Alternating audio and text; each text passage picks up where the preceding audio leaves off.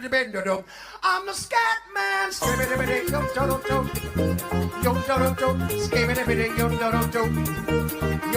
I'm the scat man.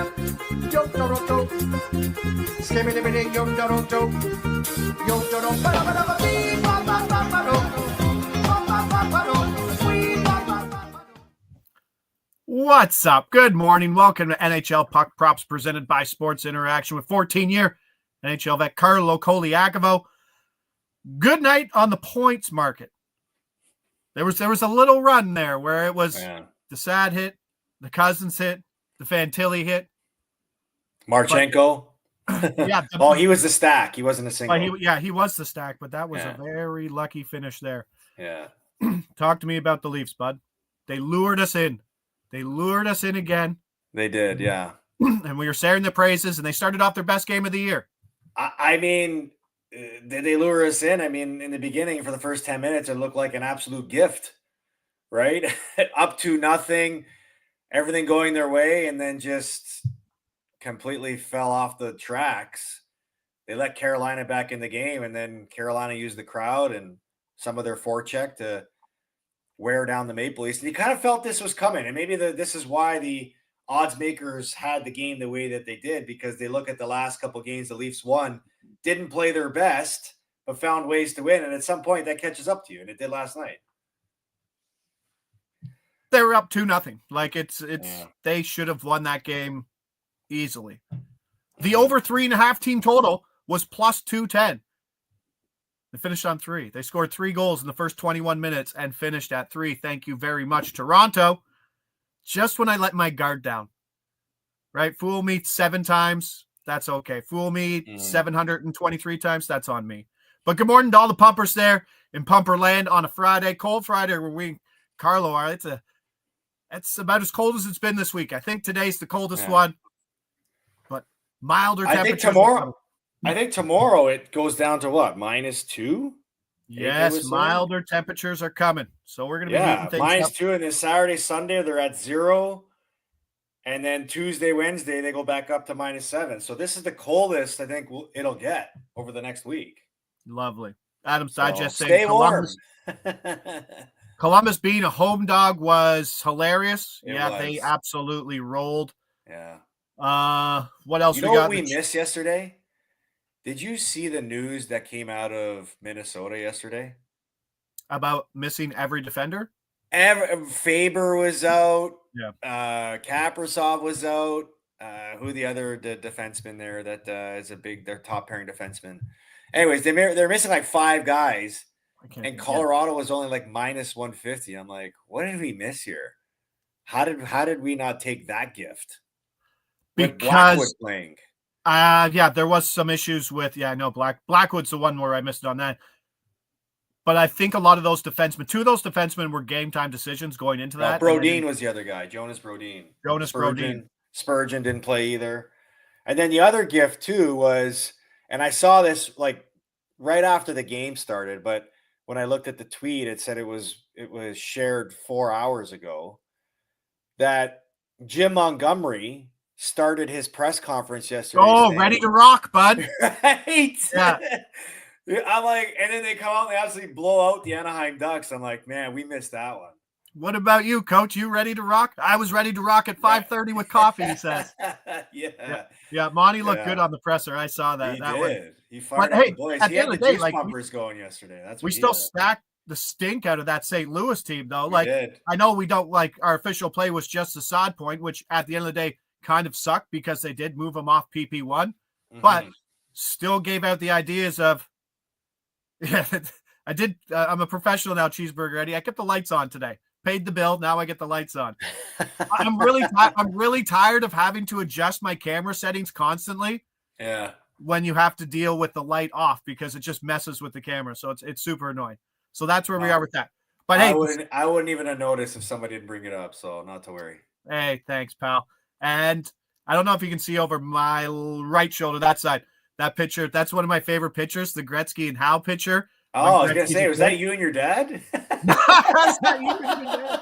No, that's Gretzky and Howe. And, the absolute old man camel toe that Gordie Howe is in that picture is just the funniest thing in the world. So you got to go take a look at that picture. It's one of my favorite ones. How about in the chat, Reed Phillips? Talk about this dedication to our show. Earbud in while supervising my daughter with schoolwork on a snow day.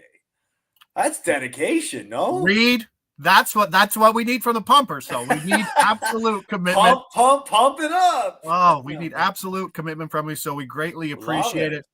Keep the eyes on the kids, though. No distracted supervising. Pump the likes. That's what producer. Yeah, pump the likes. You guys are good. You guys are great on the likes on the show. I got to get this. I got to get these numbers up view-wise. So what I need you to do before we get in here, NHL Puck Props presented by Sports Interaction, on Covers YouTube, on Covers X, on my X.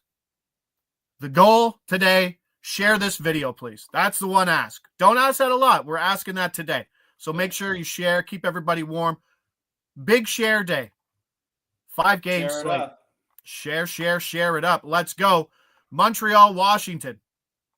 This is a game I like. I really like these early games. Yeah, tell your friends to become a pumper, says producer Mick. Appreciate you.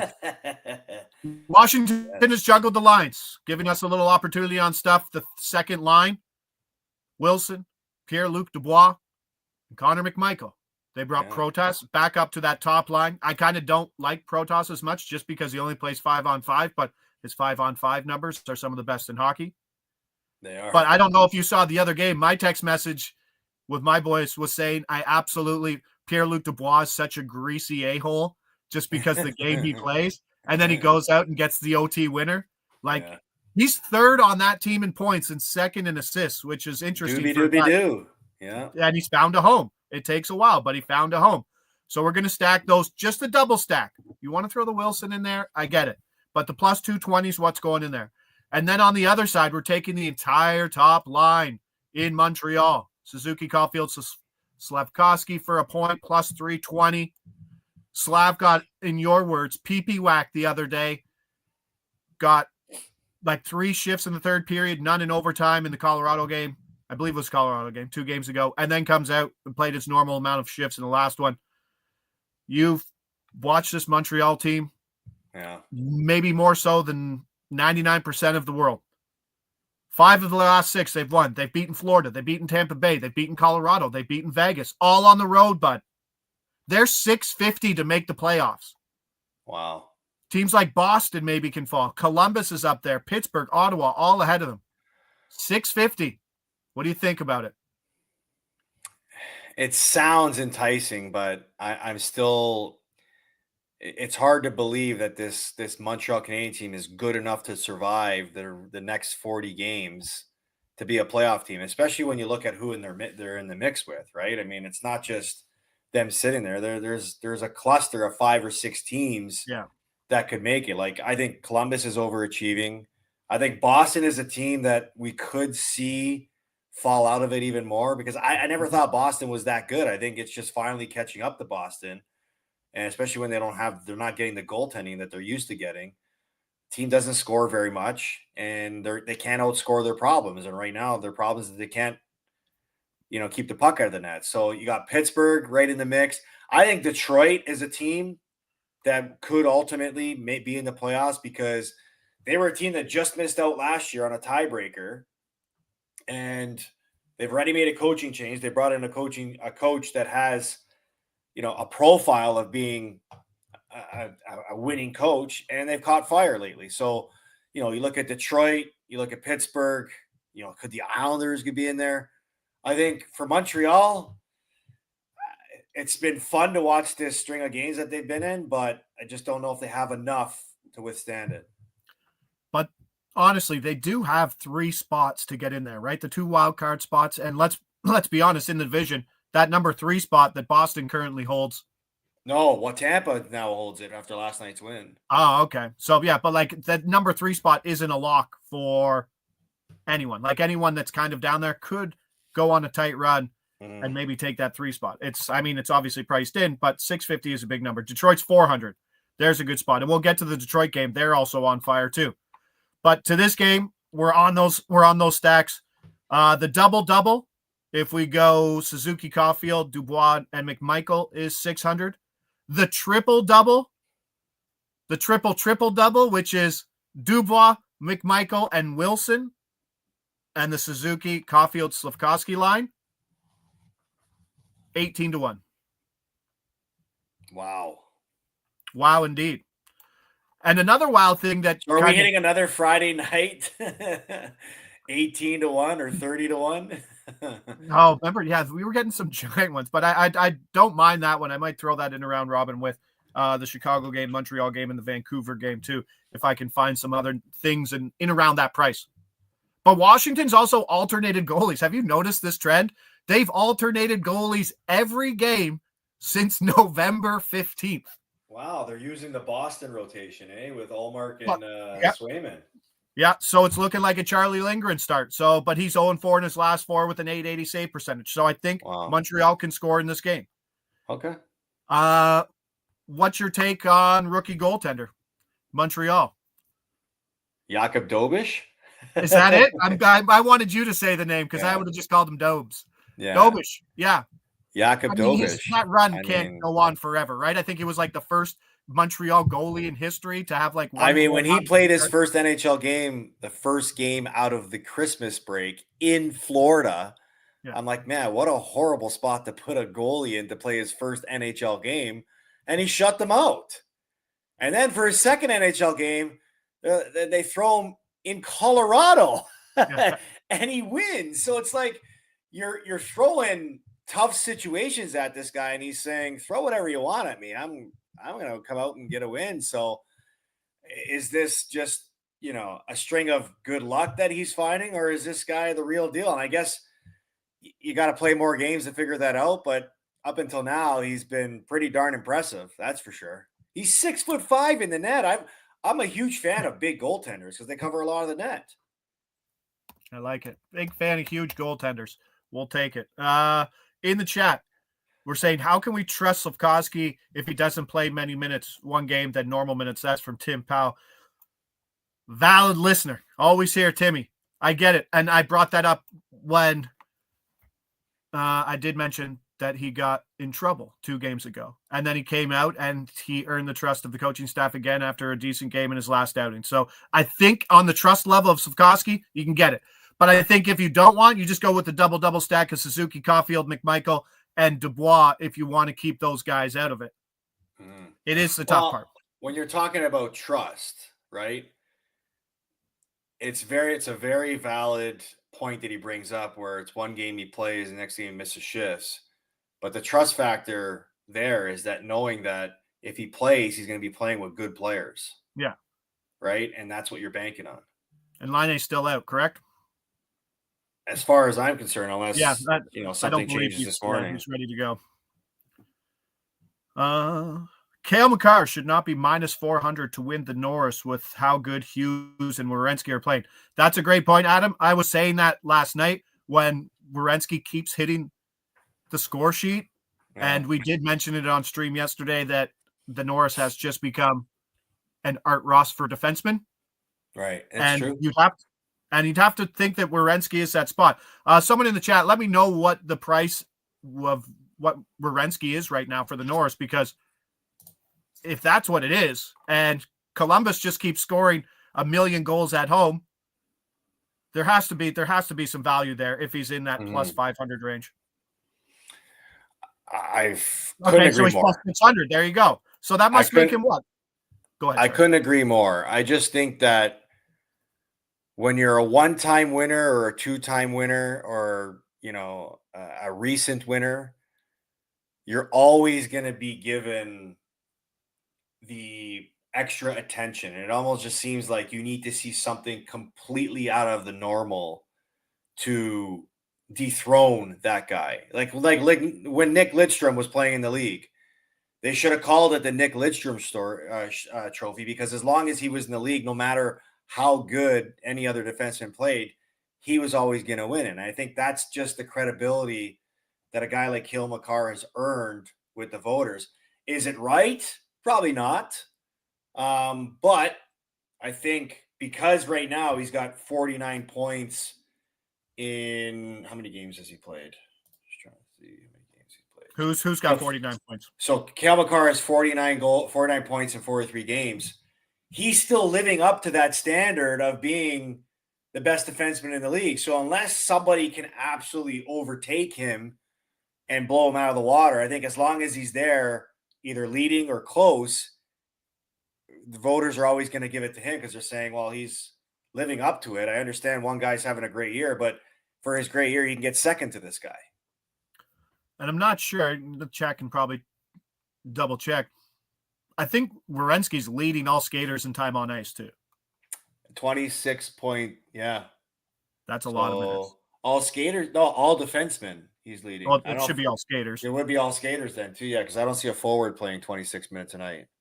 I do have an Andy Francis early season bet on Miro Heiskanen to lead the league in time on ice. Oh, that's right. Yeah. He's like in fourth. Fourth, yeah. He's a minute and 17 seconds behind. Needs to play a lot of overtime games to get that up. But so off the top of my head, who would be up there? I would assume Mikhail Sergachev's in that top 4, right? For what? Ice time? Yeah. Yeah, he's second. 25-52. Ooh, let's get the number 3 guy. Who's the number 3 guy? Cale Makar. Oh, thanks for letting me guess. I appreciate it. I thought you were asking me. It's fine. No, that's fine. I didn't know I wasn't going to guess that. That's awesome. All right. So I do like goals in this game. Chicago, Detroit. I like goals in this game too. And where we're going with this, we're going Bertuzzi, Bedard, Kane, and DeBrincat. We're taking my 2 favorite double-double stacks, which have been nuked. And that happens, right? Bertuzzi and Bedard we used to get for like plus 300 almost. But they've hit in, I think it's hit in 5 of the last 6.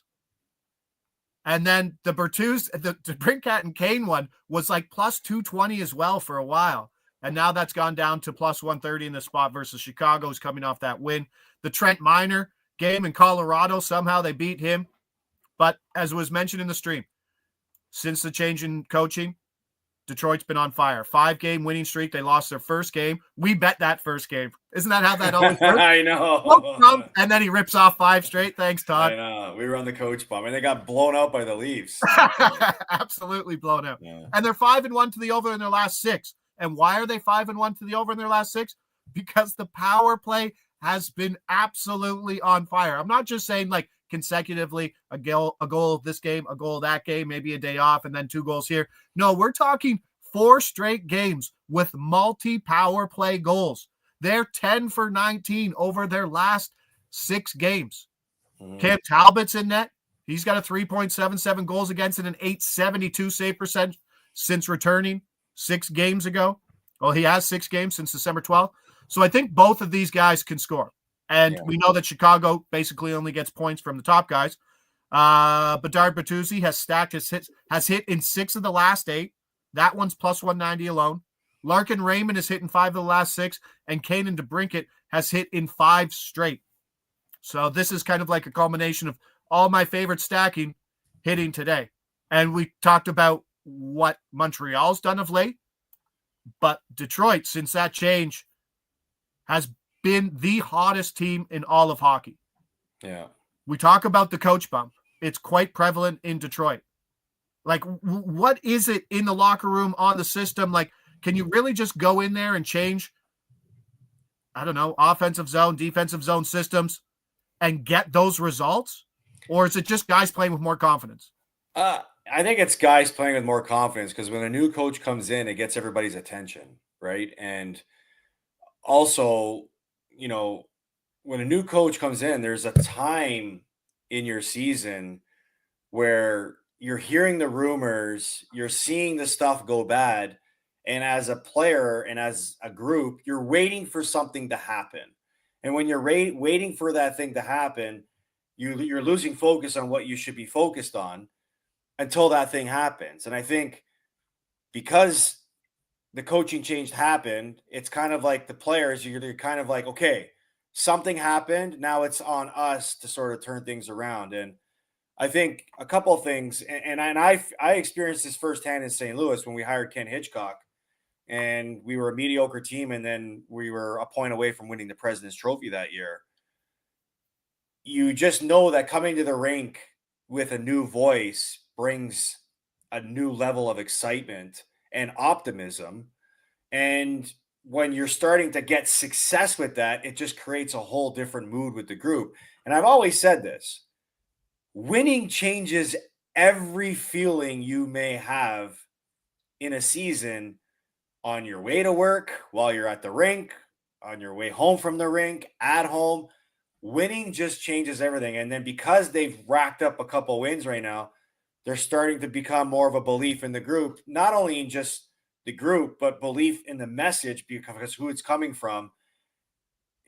Is he translating it differently? Is he finding a way to get guys' attention that the other guys wouldn't? There's so many things that factor in, but when you have success, it just creates, or when you start to win games, it just creates a different energy and a different belief in the group. And I think that's why they call it the new coach bump, because it gets players' attention. Love it. Love it. Winning cures all. Get it on a t-shirt. Huh? Yeah, it really does. For sure. Just like in sports betting. Right? Oh, right? No, it's the same thing, right? It really is. Winning fixes everything. Looking over at the chat, some people, so there's a question about Kane facing his former team. Does that still exist when it's like that far down the line? It does when in the dressing room, because guys are telling him to put money on the board. But I think for Kane, it wears off, right? It's like, oh, okay, I'm playing my team again. It's just another game. Bertuzzi facing his former team too. Yeah. Well, he's already gotten that first one out of the way. He's already faced him. I get it. Yeah. Yeah. So I mean, so if you go across the league, I think put money on the board. Oh yeah, that's how money on the board gets put up. It's just there's always a story behind putting money up on the board. Is it against the former team? Is it a certain milestone night? Do you have certain people in town? Did you have a certain accomplishment in your life? Guys find different reasons to sort of pressure guys to put money up on the board, but the easy one is just playing against your former team. Nice. Okay. Always appreciate the view. We don't like Larkin point today. No, we do. I just think the Larkin Raymond stack is minus 105, and I'm not playing that. I'm just going to ride the hot hand of. Do we have to be off at 10:30? No. Oh, not today. Okay. We drag on Fridays. Okay, because I was going to say we should probably get to our other place if we got to get off at 10:30. But we're good. No. We got what we want today here. But that's the only play I got in that game. And sadly, there's no third stack to make that triple a big one, because I believe top 6 forward Ilya Mikheyev is playing with Bertuzzi and Bedard on that top line.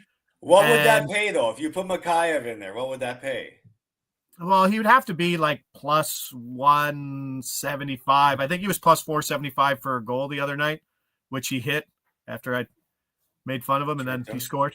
Yeah, but he got it. But that stack would be, I don't know, 475, 500, which is sad, like compared to the prices that we got a long time ago when we had remember the Anaheim stacks? We were getting it like 10-1 sometimes, just for like 3 guys. The Strome line. Yeah. Well, Gauthier was part of that. No, it was Gauthier. Yeah, sorry, the Gauthier one. Yes, it was Gauthier. I think we hit it 10-1. I think we hit the stack record on Halloween.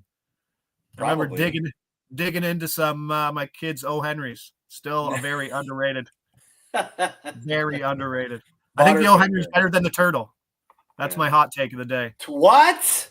Yeah. Like the turtles, the red and white turtles? Yes, they're too fancy and they're too. What? Those are unreal. Oh, I'd rather eat O. Henry bites than turtles. Get out of here. That's a hot take. That is a hot take. It's the right take. That's What's your favorite chocolate bar? But my chocolate bar game used to be legit. Like I was addicted to coffee and a chocolate bar. Okay. Like when I was like coffee, Chris. 20. No, it wasn't coffee, Chris. How do you like? I was a cup of coffee and a chocolate bar. Like that's how you stay. Okay, but what was your go-to chocolate bar? Did you want to know my favorite chocolate bar? Right now? So I'm asking you. You gotta dust. You gotta blow the Don't dust. Say Bounty. Don't say Bounty. You nailed it, bud. I'm a Bounty guy. I'm getting off the show. I'm embarrassed. Bounty. Oh, love. Bounty? But Coconut bar? I've already gone through all the Quality Street things and eaten all the coconut guys. Bounty. Oh my goodness, man. That's embarrassing. Snickers almond, also a very underrated one that doesn't My exist. favorite chocolate bar is Wonder Bar. The best. Yeah. But I don't think you get, like, when you were a kid and you went to the store and you're like, how much? I want the biggest thing I can get with my Looney or something, right? You get a Bounty like, bar?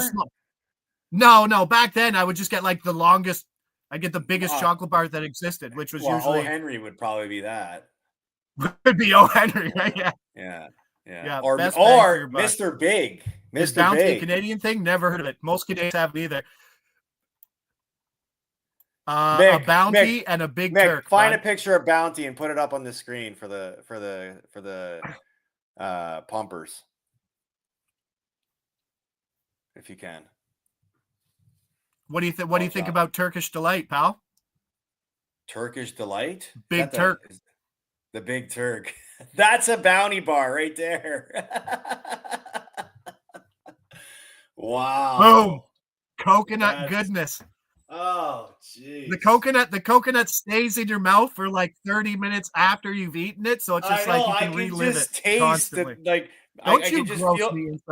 I can feel myself choking on the coconut. Unreal. Ooh, Ron Nicole says, hey, Charleston Chew frozen elite chocolate bar. I don't know what that especially is. In America where they're like 6 feet long. Okay. Almond Joy. There you go. Cherry Blossom. Right. Oh my goodness. That's the one you got to blow off. All right. We got to get back to hockey. Let's get back to some stacks. Vancouver, Carolina. We do have some stacks here. Carolina minus 155. Favorite played last night. Obviously beat Toronto. Total sitting at 6. Brent Burns taking over that top PP. Ty Smith down. Shane Gostisbehere still out. We're taking him for a point at plus 140. And then as you scroll down the player prop, you always notice when some people's new markets open, this game does suck. But Jonathan Lekkerimäki also has a point, plus 155. He's playing on that top line with Miller and Besser. He's playing PP2.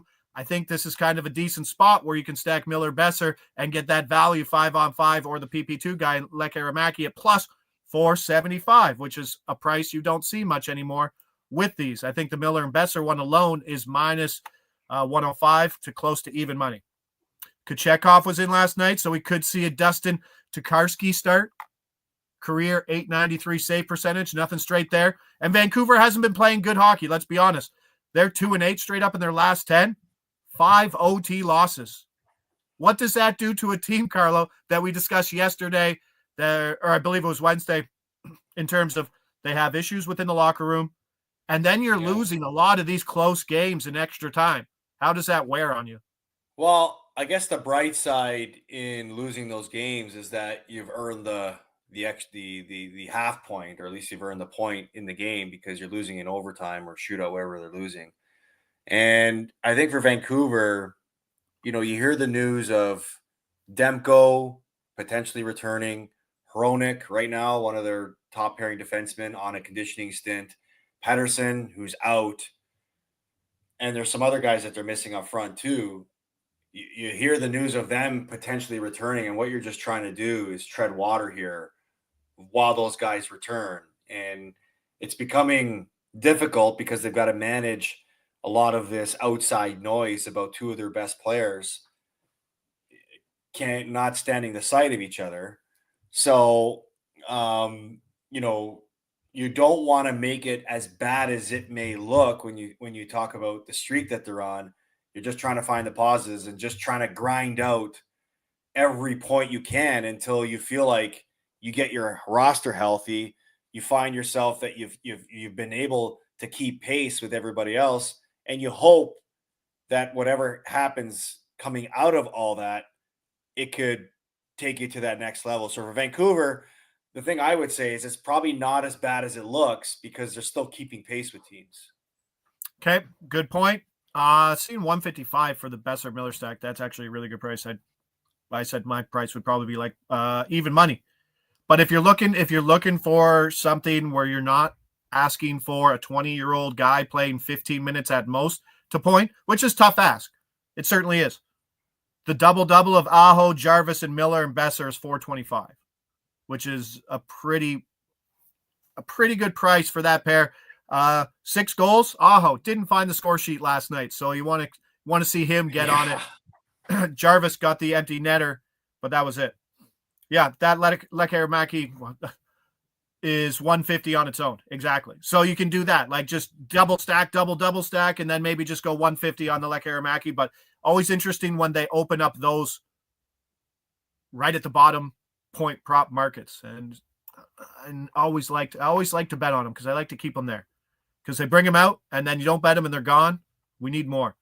San Jose, Utah, I got nothing here. I really don't. 2 of the worst offenses in hockey, and that's why I probably don't have anything. San Jose, 2 goals per game over their last 10. That ranks 32nd. Utah, 2.3 goals per game over their last 10. That ranks 31st.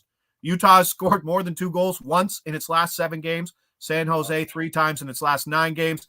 Zetterlund is question mark. We still have nobody to stack with Macklin Celebrini because we can't get a Will Smith point, which is frustrating. And the San Jose line, who we used to always love, is kind of dispersed everywhere. The Lund line, yes, it is. Yeah, it's been awesome, but I don't even think Zetterlund has a point marker right now, so it's tough to go. I got no feel for this game. I don't know if you have any looks into San Jose and Utah. We've lost all the value on Cooley and Gunther, so. You don't like the Lunds? I like the Lunds, but I don't see a point for Zetterlund right now because he's questionable. Yeah, I mean, look, San Jose was very generous to us early in the season, but like you said, it's just unless you see what the line combinations are, you don't really know, where to focus in these games. Yeah, they've got some really, standout players when it comes to stacking and markets, but I'm with you on this one. I look at this matchup and I'm like, oh, okay, this could be a very exciting matchup. But now that you pointed out the struggles of the both teams scoring, it doesn't really make you feel good about finding anything profitable in this one. No, I totally agree with you on that point. I don't like goals, so therefore most of my stuff is over stuff. Unless you go Sergachev on the and that's on the on the power point. player and assist, exactly. And Adam's pointing that out in the chat, so appreciate Adam there. I just don't like it. And especially since San Jose's got really good goaltending out of Askarov. I don't know if he's going to start, but he's really kept their game totals down low. They haven't had to score their way out of trouble. And then the other game, the Kings at the Jets, it looks like Josh Morrissey's going to play. Like that was the thing I was looking like because all of a sudden you don't have a PP1 defenseman who's going to step up. No market there. Looks like he's going to play. And I really don't have anything here either. I don't know how motivated the Kings are. Right? I don't know how much is weighing on their mind in terms of what their life is like back home. Yeah. And it's minus 120 to the Jets, and the Kings are one of the best teams in hockey. So if you got anything for those games, feel free to put it down there in the comments after you like. Thank you, producer Mick. But outside of that, I'm heavily involved in the early games, as I usually am. I always like these 7 o'clock games a little more, and Friday allows me to do that and get to bed a little earlier. But that's where we are. We'll put everything out on my X. If you don't know where the plays are, follow me on X, covers_Josh. Carlo's on there too. All my plays on X. That's where everything goes. But appreciate it, guys. Have a great weekend. It's cold. But as we said at the top of the show, Carlo, milder temperatures are coming, pal. Can't wait. Me too. Can't wait, buddy. All right, let's win some Friday money, bud. I love Friday money, man, because you know what? It preps us for the Sunday football week, or the weekend, not the Sunday football, the weekend football slate. Hopefully double down. That game yesterday, that's like 3 interceptions in the fourth quarter. And if that's going to lead into what we're getting this weekend in terms of football, we get a Buffalo-Denver game at 1:00. That's a standalone game on Sunday. That's awesome. And the temperature should be really good. Normally at this time of year in Buffalo, it's frigid, but yeah, doesn't sound like it's going to be that cold there. So it should be a good one. Awesome. Looking forward to it, buddy. Another great week with you. Another great week with our pumpers. Appreciate you all. And let's hope we cash some tickets. All right. That's us signing off Friday. NHL Puck Props presented by Sports Interaction. Appreciate the pumpers. We'll see you around next Wednesday, 10 a.m.